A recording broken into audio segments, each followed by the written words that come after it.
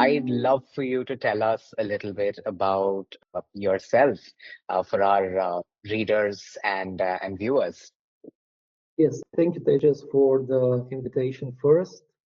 As you already introduced me, my name is Ivan. I am the co-founder of Stella.expert. We actually, let's start a little bit about myself. After I graduated the university in the late 90s, I started as a software developer. Soon I discovered that my strength lies in the project management and the process optimization. So I undertook the necessary education and of course certification to become a project management professional.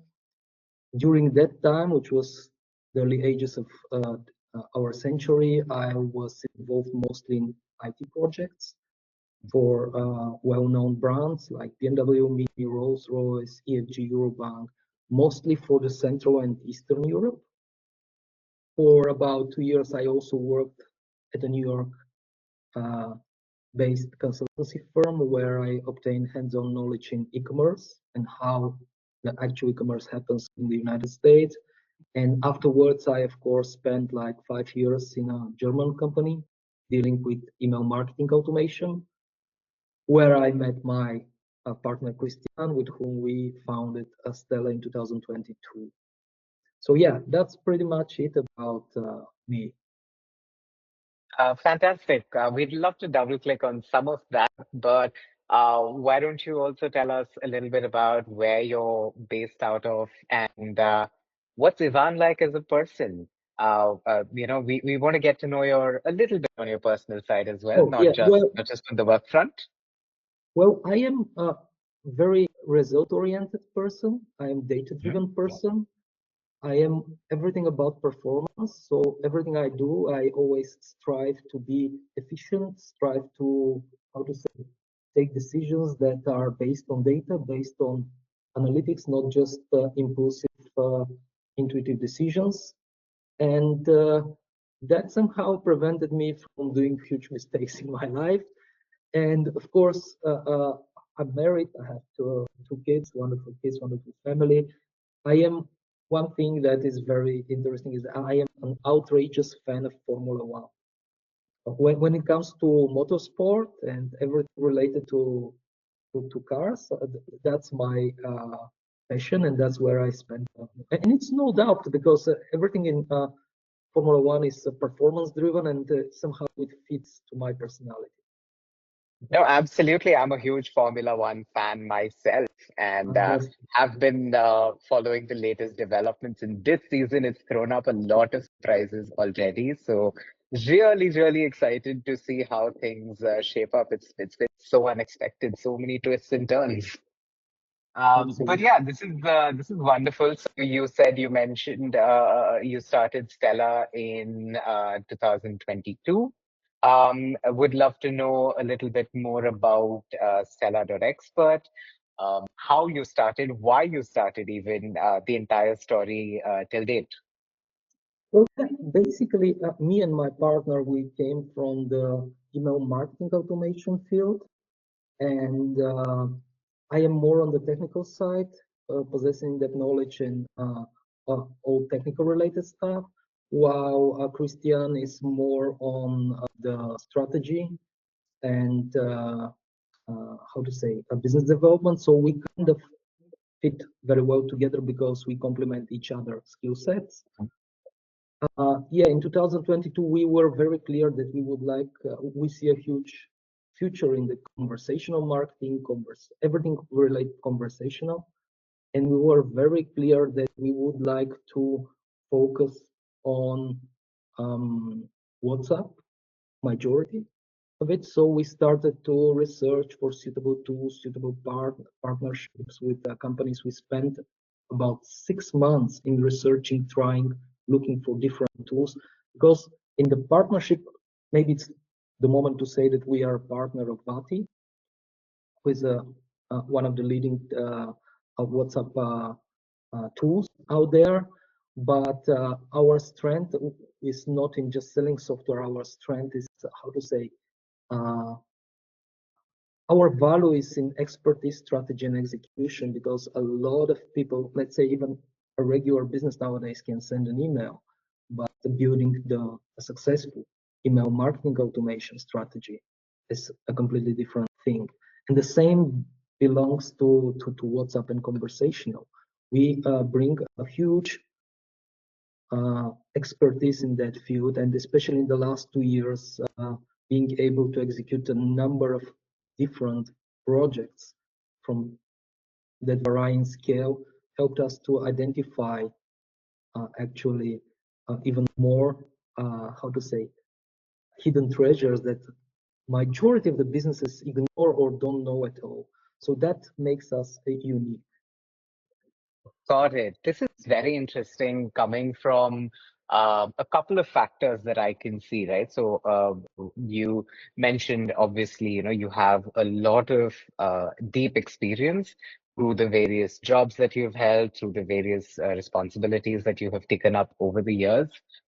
You also mentioned that you are a very methodical and analytical person yourself, and I can see a little bit of that in what you just spoke. In fact, you mentioned you spent 6 months in just researching which tool to partner with and how to take this forward. So, I think what would be very interesting for us to get an insight into would be that Stella then view an implementation project. I'm sure you have a very different approach to it. Tell us a little bit about your approach, whatever's not proprietary, of course. Well, basically, we are always looking for the practical implementation. How to say it in other words, where WhatsApp could be applied efficiently. You can't expect that WhatsApp fits every business and WhatsApp fits and conversational fits for everybody. It could be done so, but there are industries, there are verticals, there are specific use cases where it can be very successful and very efficient. That's what we're looking for. Over the past 2 years, we identified that, for example, WhatsApp perfectly fits into recruiting, something that a lot of people don't understand and don't know yet, but something that we call conversational recruiting. Instead of, how to say, instead of just going through this tedious, when you apply for a job, instead of going through these processes where you submit your CV, prepare a bunch of documents, a lot of information, and then wait weeks and weeks and weeks to get some feedback, which sometimes not even appears. WhatsApp provides this opportunity for an immediate interaction, especially with the chatbots, where the process can be automated. And that's where we see a huge amount of potential. And actually, majority of our clients are using WhatsApp recruiting in addition to their other activities in WhatsApp. This is a very interesting use case. So I've obviously, and I think that the larger use case that everybody talks about is WhatsApp for conversational marketing, but you use the term conversational recruiting. I think that's a wonderful use case that we've already been able to get out of your interview. Another, I think, aspect that would be very interesting for us to double click on here would be since you mentioned you've been in this business since about 2022, you've seen a sort of pre-AI era of WhatsApp and conversational marketing, chatbots, whatever you want to call it. And you've also seen the post-AI era. So, what are some of the changes that you have seen in these last few years? Oh, yes, definitely. AI is a very interesting technology. I am very keen and I am very open to it. I do not share some fears about it. I am more towards let it develop, let it help and support. Of course, it's not about the AI alone, but how it is implemented and how it serves. Because even with the ChatGPT, majority of the users nowadays who are using ChatGPT when they are asked, they can confirm that they are not using it efficiently, or they don't know how to use it efficiently, or they somehow do not take the maximum out of it. And when it comes to AI and SaaS tools, I believe that it is a must-have to for the future of the SaaS industry, but it must be implemented in a right way that it serves to the people, and it serves very well. Because if you just integrate with ChatGPT and then let the same thing happen, which you can already found on the ChatGPT side, that's not going to work. You need to, how to say, to understand your clients, to understand their needs, and to focus on those, to focus on these tasks that AI can execute that will satisfy 80% of your client base. And after that, you will be successful with AI. Interesting. I love how you differentiated between, just using ChatGPT standalone, then why bother to, actually create an integration if you haven't explored its capabilities and defined what you essentially want to do with it. Moving on to another very interesting topic, and that's more to do with the thesis of sort of this entire conversation here is partnerships. Right? So you've obviously had a long career. You've been with Stella, and you mentioned Wati as one of your partners. So, what are your views on technology partnerships?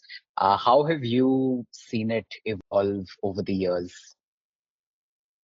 That's a good question. Well, definitely, I believe that companies nowadays need partnerships. SaaS companies need partnerships. It's very difficult to scale alone. It takes a lot of resources, a lot of time, with a lot of unknowns, and you can share this risk, these resources with partners. So I see how to say, every company, SaaS company that wants to scale up should look for partnerships. Uh, what was the question? It was about the AI, or? Oh, so that's a little later. We'll come to Yes. how AI is changing the world of partnerships. But I also want to know through your years of experience that you've been through, even before you, let's say, started Stella, you would have seen these technology partnerships, these GTM partnerships or go-to-market partnerships play out in different ways, right from when we just started getting exposure to the consumer internet, to where we are at today, where internet and apps are all pervasive. What's been what are some of the changes that you have seen in this time? Um, I mostly see the change in the mindset of the businesses. Mhm. More and more realize that that's the way to go for partnership Okay. when you want to scale up.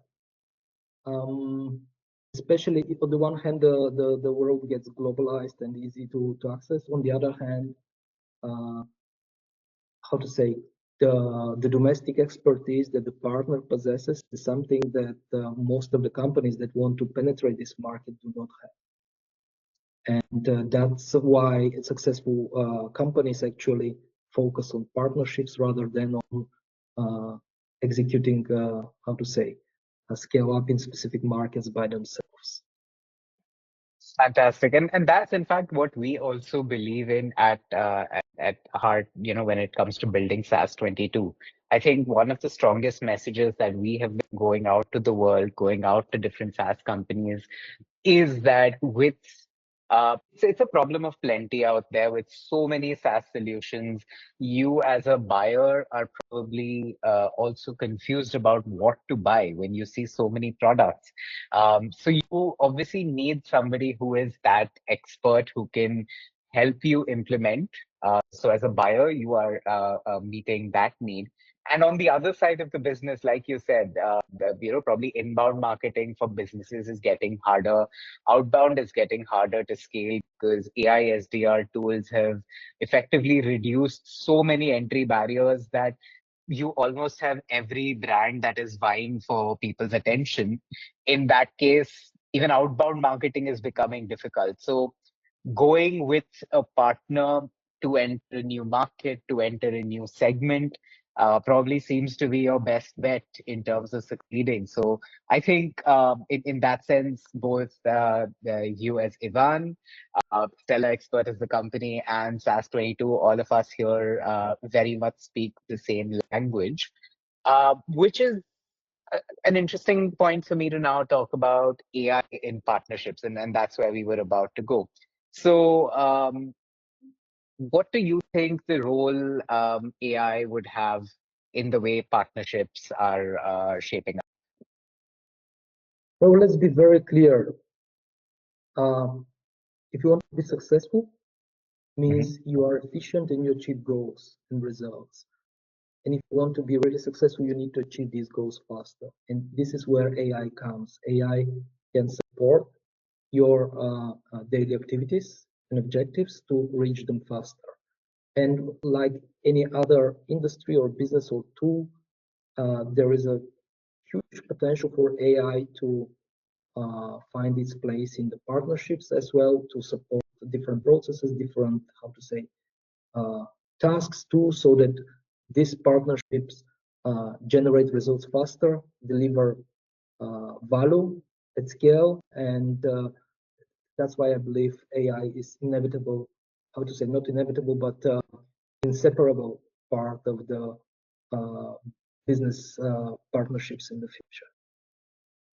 Got it. But I'm also going to play a little bit of a devil's advocate over here. Now, with any kind of technology, I mean, we've seen it all through, even when we go back to the industrialization era and so on and so forth. There's always this fear that any kind of technology will replace humans or make them, entirely redundant. In that case, where do you see, do you see AI replacing humans in any form, or do you see them as a supplement in that case? Absolutely not. Recently, I watched an interview with a top AI guy at Meta, and he explained it. Basically, he was very. I'm sorry, I don't remember by heart the numbers, but he explained that basically AI feeds itself by data, and right now from the internet there is that amount of data, and he compared this data with what a human perceives a baby. He mentioned that by 4 years old child, it only through its eyes, the baby up until 4 years consumes the same amount of information as it is right now available on the internet.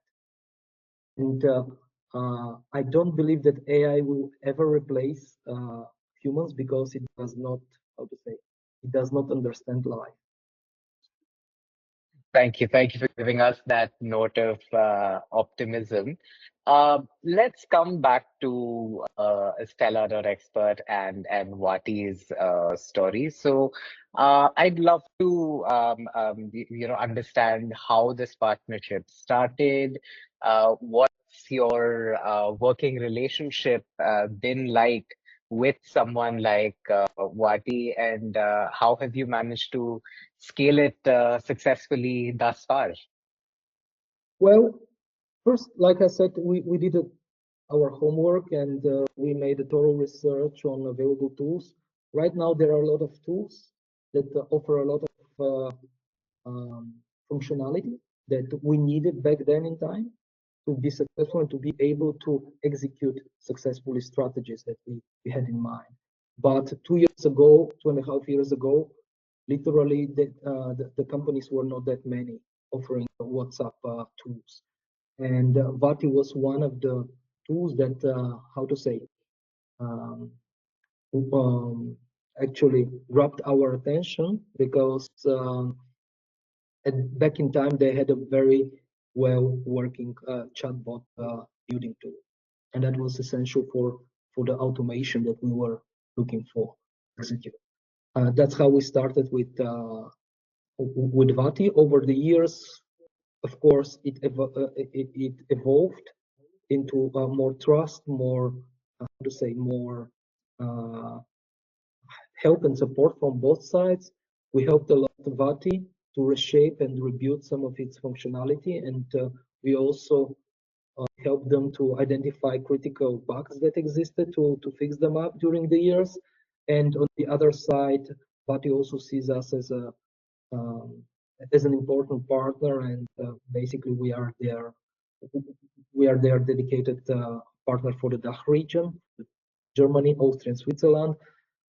We kind of still looking into the domestic market, the DACH region, but we also keep an eye on the countries around us because we also see opportunities there. And with the expertise and with the use cases and with all that uh, strategies that we've executed in the past 2 years, we possess in-depth knowledge now into what's up, and we believe there is a huge potential for growth in the upcoming years, also outside the DACH region.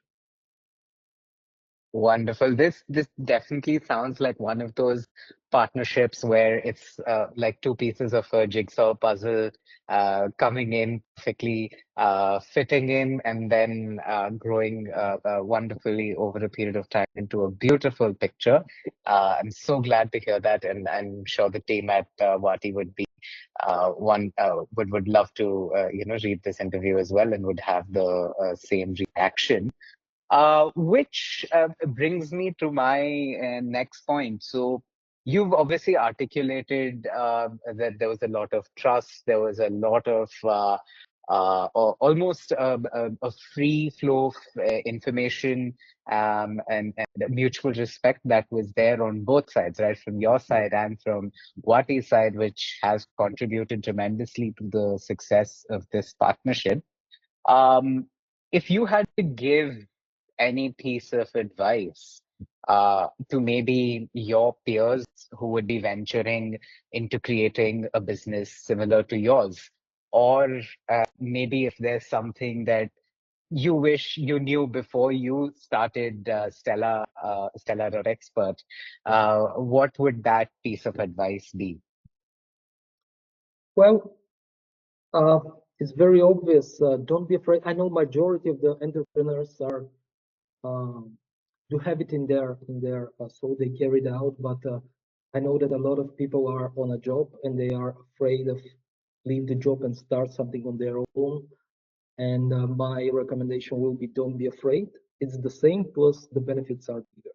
So it's different motivation, of course, it's different mindset, but overall, don't be afraid to start and look for a partnership, to start a new business, no matter if it's a partnership or something else in general. Um, how to say? Um, it's not that scary, and on top of that, it brings a lot of satisfaction at the end of the day. So and going back to what I would say to myself, I would say be more brave and be more uh, how to say take more risks, because I am always considering what are the risks, evaluating, considering different outcomes, etc. Just go ahead and do it.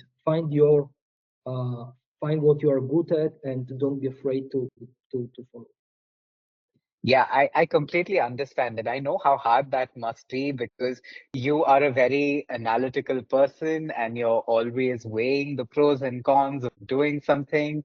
But there are times when you just have to go ahead and do it. But sometimes you look back and you think, yes, maybe I should have done that sooner, right? Absolutely. Uh, Definitely. We're almost at the end of this interview. One aspect that, going back to the human aspect of partnerships, and that's one of the most enjoyable things that I have come to like while this journey of building SAS 22. So, partnerships are a very human-driven function, a very community-driven function. What are your views on that? I absolutely agree. And by the way, SAS 22 is doing a great job here to bring partners and companies together. It could definitely uh, help to decrease how to say, the overall time from the Mhm. moment you decide to do something till the moment to find the right partner till the moment to execute. And this bridge that SAS 22 offers is, how to say, invaluable for those who are data driven. And I wish uh, back in time when we were researching, I wish I knew about SAS 22. I don't know about how long SAS 22 exists when it was founded. We've been around for about 18 months, I would say. Okay, so it was not yet founded then, but I would Yes. I would recommend to all the people who are looking at this, who are watching this video, just get into the SAS 22 website, get acknowledged to what they offer, see what opportunities is there, find out what best fits um, your skill set, your personality, your long-term goals, and just go ahead. Don't wait. Thank you. Thank you so much for your kind words, Ivan. And this is something that we strongly believe in as well, which is why we're trying to put partners such as yourself in the limelight. We're technically speaking at the end of this interview, but I will not let you go without this one super fun question because we're very much on the same page as Formula One fans. So, who's your current favorite Formula One driver? Oh, it's absolutely Lewis Hamilton. And my favorite team is Ferrari. And now seeing this year both together is kind of a dream come true for Oh, me. yes, absolutely. I think I couldn't be happier with this answer because I love Sir Lewis Hamilton as well. And I mean, to see him, leave behind the black colors of Mercedes and embrace the red of Ferrari was a bit of a mixed emotion for me because, again, like you, I've always loved Ferrari not just as a Formula One team, but as a brand as well. I think they're just so aspirational and going back to right from the times of of Michael Schumacher, always loved Ferrari, but fell in love with Mercedes after Sir Lewis Hamilton. And now to see that change, it was a little difficult to embrace at first, but now I'm all for it. So yes, just as excited as you are. Absolutely. Yes. All right. Thank you. Thank you so much, Ivan. It's been wonderful talking to you. And we hope to see you soon at a SAS 22 event, perhaps. Yes, hope so. All right. Have a nice day.